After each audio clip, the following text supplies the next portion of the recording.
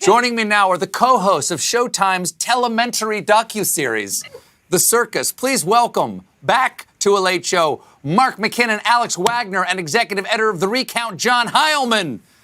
And I forgot to introduce your hat, Mark. I'm sorry about that. I realized we really just booked your hat. You're just a vehicle for the chapeau. Oh, lady and gentlemen, thank you so much for being here. Welcome back. Good to see all of you again. Heilemann, you were here in 2016 when this whole dirty business started. Are you having any flashbacks?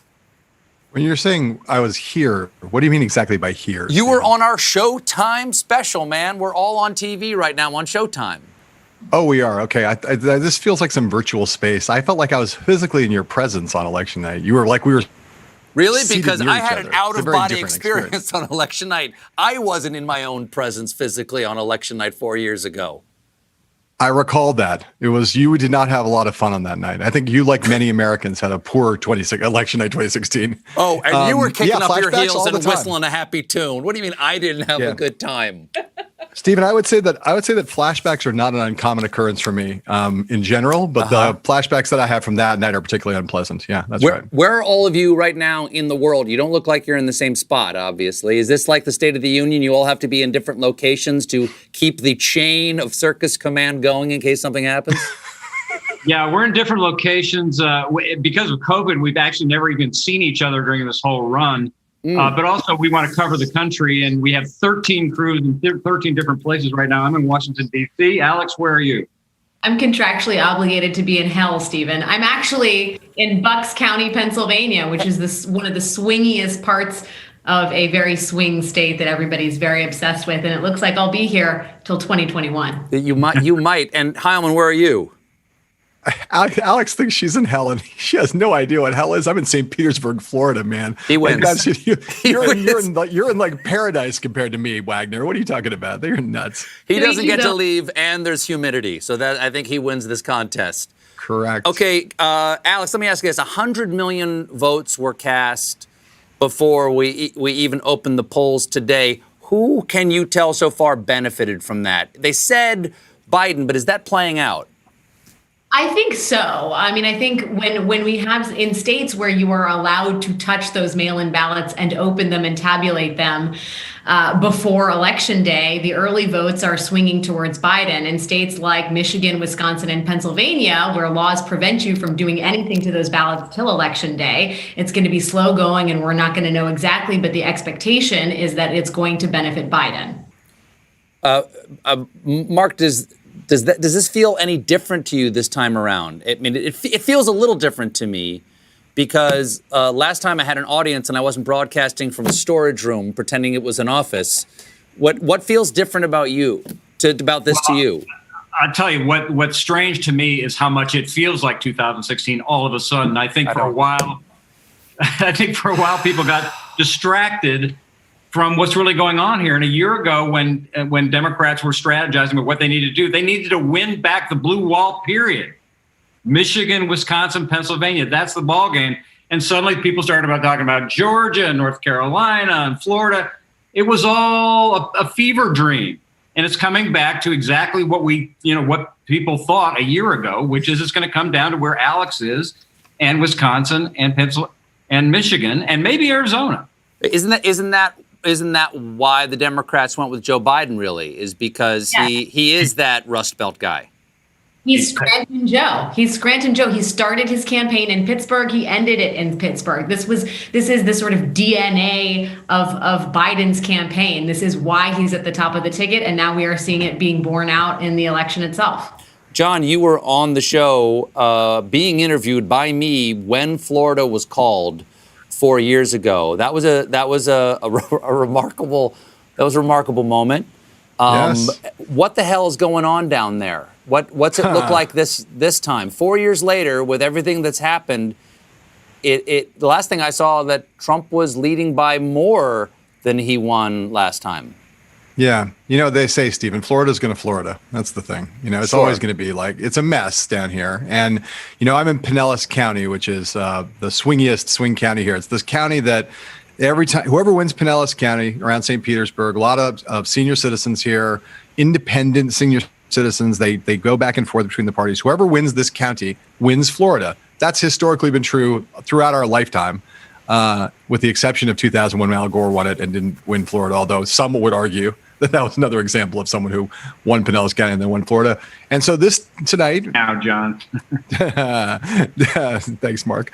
But tonight, Joe Biden won Pinellas County, and then Donald Trump proceeded to crush the life out of Joe Biden in the state. And I think, it is one of the not surprising things of this election, Stephen. The reality is that, like, of the 6 core battleground states that both campaigns fought in for a year, this was the one that people thought that Trump had that advantage in. Mostly of the core 6. This was the one that was considered strongest for Trump. It's his adoptive home.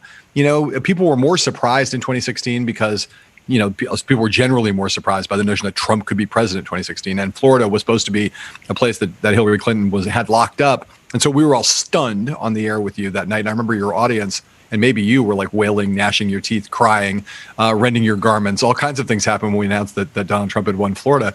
But this time around, I think a lot of people had the expectation that this was a place that Trump would win. And so it came as less of a surprise to people tonight, I think, that Trump is going to win here. He's kind of like a carpetbagger here, right? I mean, he's got a couple of golf courses here. People like him. But he crushed in Miami-Dade, John. That was the surprise. Yeah. And he really, among Cuban Americans, Venezuelans, yep.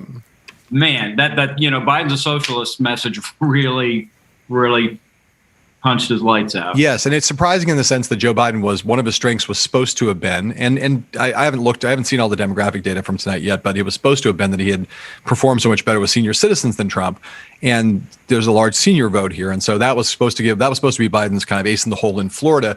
He's performed pretty well with seniors here, it turns out, but to Mark's point, what Trump has done in Florida is use that socialism message and some of the law and order stuff to penetrate with the Latino vote here to a degree that I think a lot of liberals can't understand. The notion that Donald Trump could do as well as he's done with Latino voters and Hispanic voters in Florida.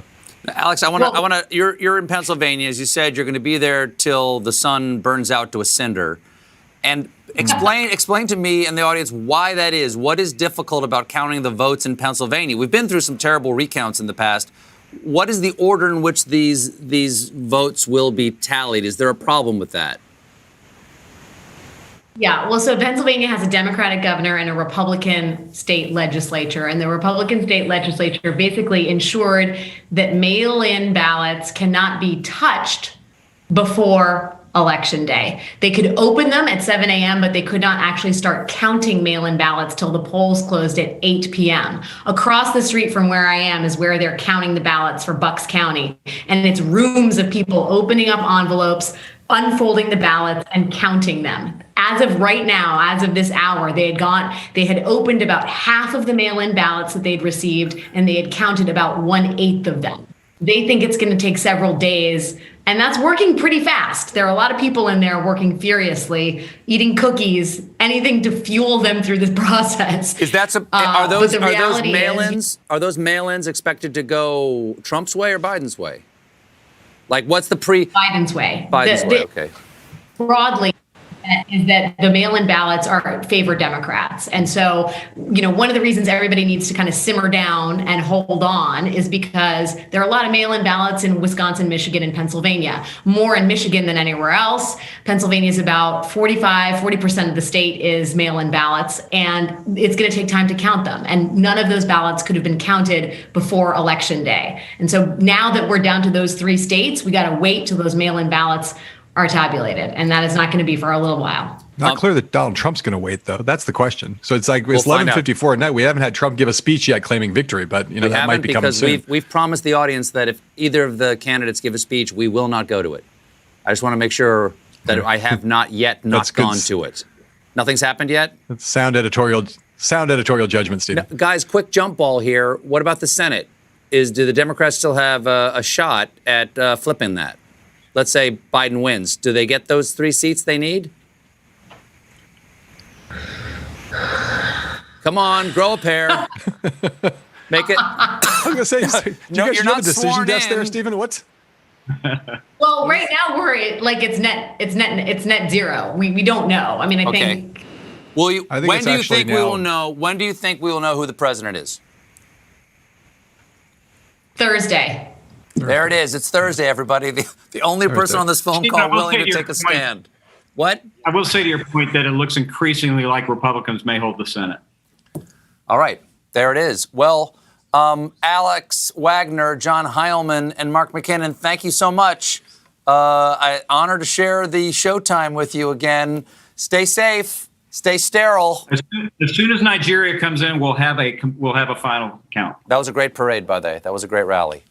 Bye, guys.